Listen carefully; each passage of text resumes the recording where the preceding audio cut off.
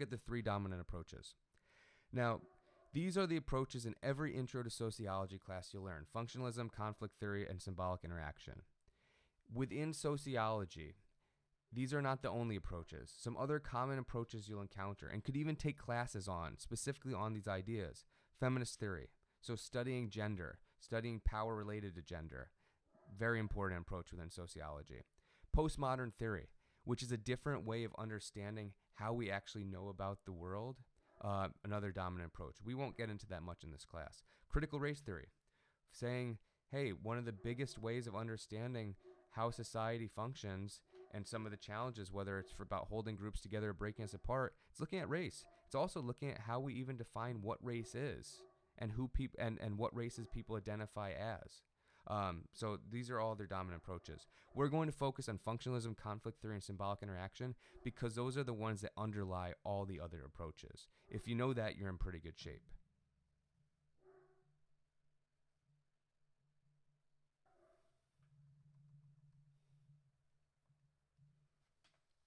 All right, the first of the 3 approaches that we're going to go through is functionalism.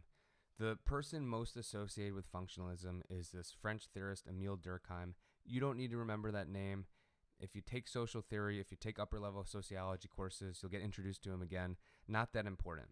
The key idea here is that each social institution has a function. We'll talk more about institutions next week, but the idea is that everything in society serves some sort of role. It does some sort of work for the way the bigger thing continues to hold together, right? The key question for a function list is, how does the system remain in balance? How do things remain stable? So if we think earlier about those questions, what leads to change, what leads to not change, this is about things not changing. It's all about stability, right? Because for the most part, things tend to hold together. So if someone was looking at society from a functionalist perspective and they're looking at a particular topic or a particular thing like, say, sports, the thing they would ask is, okay, well, we see all these different societies that have some type of sport-like thing. It must be doing something. Otherwise, it wouldn't continue to exist in society. It wouldn't serve such a big role. One way to think about this, here, let me actually draw, I think I can draw a picture right here. Let's try this. Blue color. Imagine you're looking at, it's hard to draw with the mouse, but you'll see, this is a person. And you looked at their eyes. You would say, what do these eyes do? What function do they have? Well, they're to see. And then you look at their heart, and you would say, what function does it have? Well, it pumps blood. And you could look at the lungs, and you could say, what function do they have? Durkheim's doing the same thing about society, right? That's a way to think about it. So change happens when one thing is disrupted, when there's a drastic change to religion, when there's a drastic change to education, when there's a drastic change to the military. All the other parts of society adapt to this. So when one thing changes, others change along with it as a response. Or there could be a shock to the whole system. But the key here is we're trying to figure out, how do things generally stick together? So the question for functionalist is, what job does it do for society, and how does it play a part in society functioning? Next theorist is conflict theory. This is most famously associated with Karl Marx. Now, the key part here is it's not Karl Marx in his theories of how communism works. That's not really what we're interested in at this point. Instead, he's someone who offers a critique of capitalism. In particular, he points out that the reason social change occurs, so instead of stability, we're not talking about stability, we're talking about change. The reason change occurs is because people fight over resources. There's not enough resources for everyone, especially in the system that we have.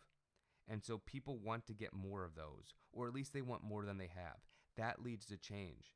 And when you look at the society that exists, it often functions in a way where the people in power hold more of those resources, and they design a society that allows them to continue to have more resources, or to even gain more. So not just to hold on to more resources, but then to maximize and increase the resources that they have.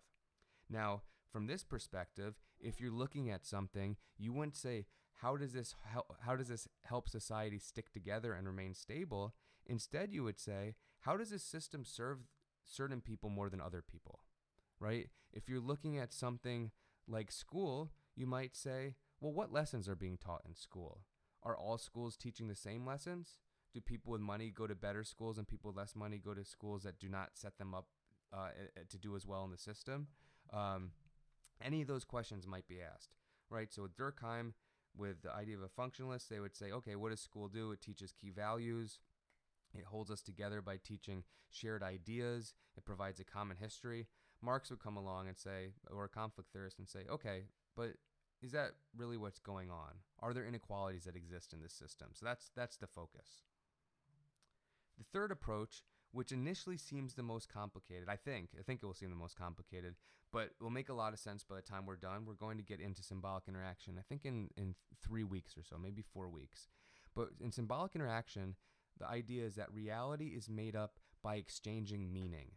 And to exchange meaning, we're always sharing symbols with each other, which communicate something bigger. It could be language, right? Language is the exchange of symbols that hold meaning. When I say a word, you know the thing I'm pointing to with that word, and it carries meaning to you. If I speak in a different language, if I start speaking in Spanish, if you speak Spanish, those symbols will also communicate meaning. If you don't speak Spanish, they won't. We are always interacting and exchanging symbols. Language of a sort, but it's not always spoken language, right? Me wearing a suit communicates something to you. Me wearing cut-off jeans communicates something different. Me raising my voice in anger, it communicates something different. I shouldn't have even said anger. Me raising my voice might communicate anger. Me speaking softly would communicate something different, right? We're always exchanging symbols, and we're always reading symbols. When you walk into a room and you look around, you might say, who might be my friend here? Who would I get along with? We might choose by a number of different qualities, but we're engaging in symbolic interaction, right? Interacting with the world, looking for symbols that have meaning. People most associated with symbolic interaction. We've got W.E.B. Du Bois, one of the other founders of the discipline. So really, I would say the big three in sociology would be Marx, Weber, and Durkheim. We didn't talk about Weber. Don't worry about remembering these names. I'll just point this out. People often say Marx, Weber, Durkheim. The other one who really deserves credit, W.E. Du Bois, really the founder of symbolic interaction. Also the person who first brought in the study of race into sociology. The other person associated with symbolic interaction who we'll read in this class is a person named Irving Goffman who wrote in the 50s, so a little bit more recent.